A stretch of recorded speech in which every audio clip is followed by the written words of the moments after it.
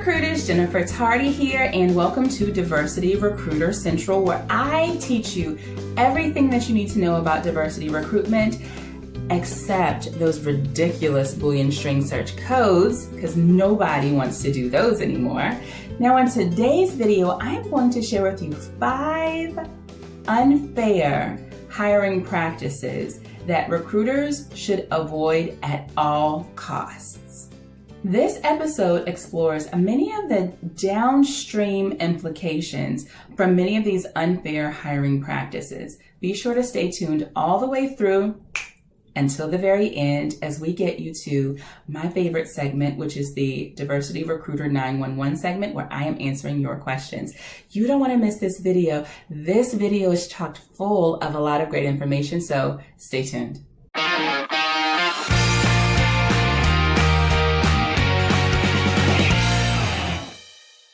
Now, notice I'm not using the word illegal hiring practices. I'm very intentional about my word choice here. Now, there are some practices that may not be illegal, but that could still be unfair because they're hiring practices that are causing job seekers to have to further navigate through those practices, right? And so I want to use this to bring it to your attention, because if you uncover these and you share these and you remove these, it will help your diversity recruitment efforts. Trust me on this. Let's jump right into it. Unfair hiring practice number 1, and it's what I like to call homogeneous hiring. Now, how frequently have you heard a manager say, hire me someone that's just like the person that left this job because they were excellent. I want someone exactly, find me their twin. And even if the last person was successful in that job, if you continuously hire the same type of person to fill this role and the next role and the next role, you are going to have a team of people who think and act just alike. And that's what I consider homogeneous hiring. Also, be cautious of 3 other types of hiring, which is favoritism hiring. I like them and I want to hire them because of something that was awesome about them. Or I like them, I want to hire them because they're my favorite person on the team, or they're my favorite person in the community. Also, be cautious about the second type, which is cronyism hiring, which is hiring people who are in your network or who are in your association because you already know them and you already know that they're your friends and you know that they can do the good job, right? It's still a form of homogeneous hiring. Also, be cautious of nepotism. And nepotism is hiring people in our families for positions as well, too, because all of those, if you're not careful, can create a team of people who are all the same. Unfair hiring practice number 2. And in this practice, it's not making positions that are open visible to the masses.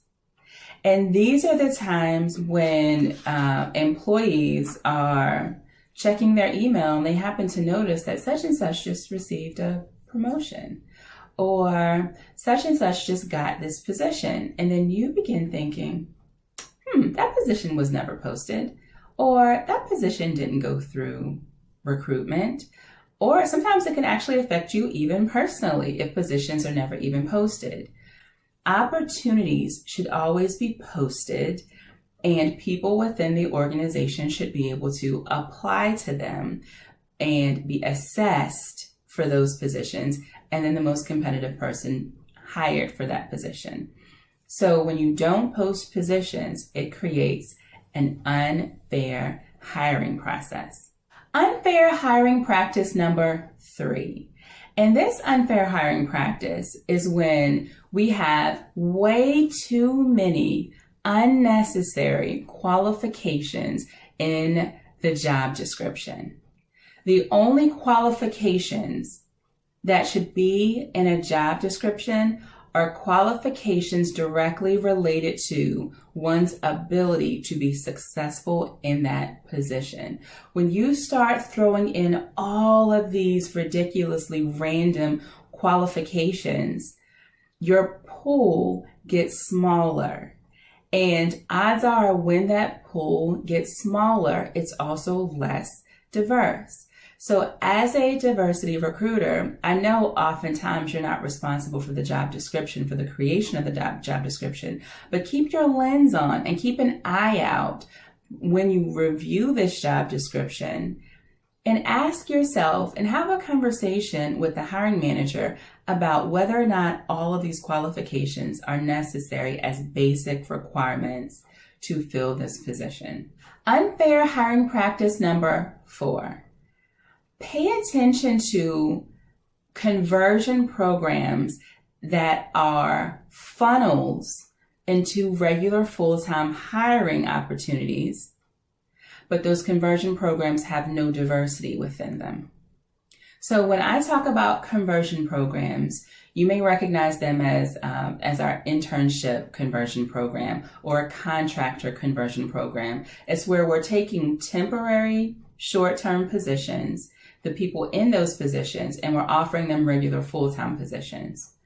Right? So let's look at the internship program, for example. If the goal is, from a talent planning perspective, to hire interns into regular full-time opportunities, then if we're hiring them, it can easily negate your diversity hiring efforts if no one in that internship pool is an underrepresented individual.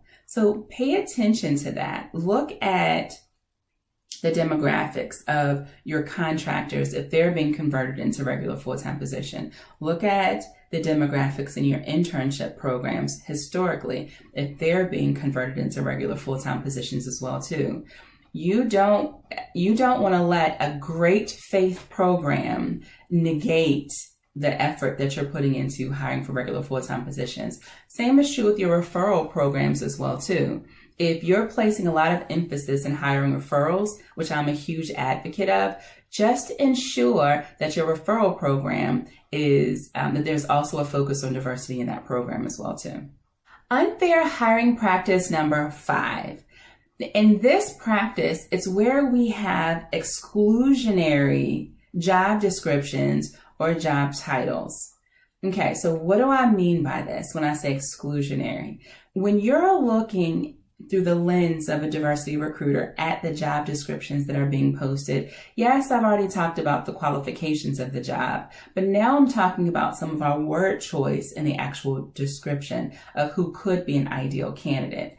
Oftentimes, I've seen some job postings out there that will say, well, we're looking for young, fresh, recent college graduates for our program. We're looking for millennials to come and join our open positions in our organization. And so be very weary of that as an unfair and discriminatory hiring practice, because you're excluding populations of people who could be just as qualified for that position. Yes, you may be looking for a recent college graduate, but a recent college graduate may be over 40 years old and may be just as qualified for that position as anyone else. So be on the lookout for those things inside of your own job descriptions. Okay, recruiters?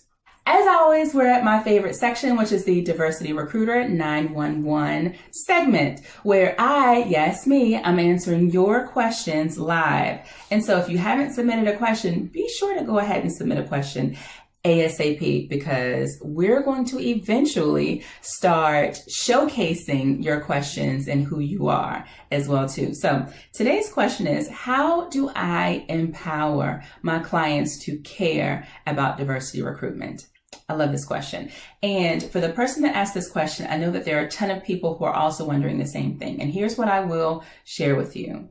You empower someone to care about something when you explain what's in it for them. And in these scenarios, there are a ton of proven studies that demonstrate how a more diverse workforce, a more diverse workplace instantly positively impacts the bottom line. It impacts dollars and cents. And if you're able to make that connection within your organization, within your client's organization, then they will truly begin to care. There are lots of studies that are shown. As a matter of fact, in this video, I'm going to make sure that I show you some of those studies and some of those cases so that you can see it for yourself and that you can start having questions or start having dialogue with your hiring managers about this as well too. Now, I hope that you've enjoyed this video, and I hope that you come back and check out other videos that we have as well too. Now, don't forget that if you haven't already downloaded our free guide, 10 Innovative Ways to Increase Workplace Diversity without doing ridiculously complex Boolean string searches, then download that guide today. It's in the details section for you. Now, make sure that you come back for next week and that you check out our next episode where we will be talking about how to handle obviously biased hiring manager feedback. I know that you want some suggestions on how to handle that. We can do that here for you, but that's next time. In the meantime, I'm Jennifer Tardy. I am your diversity recruitment leader. I'll see you in the next episode. Take care. Bye. Hey recruiters, if you like this video, we have others coming your way each Thursday. So subscribe to our channel and click the bell to be notified as new videos get posted. Don't forget, leave us your recruiter questions for a chance to be spotlighted in an upcoming video. Don't forget about our other channel for job seekers. And as always, in order for our workplaces to be underrepresented no more, we all have to listen, engage, apply, repeat, now, learn. I'll talk to you next time.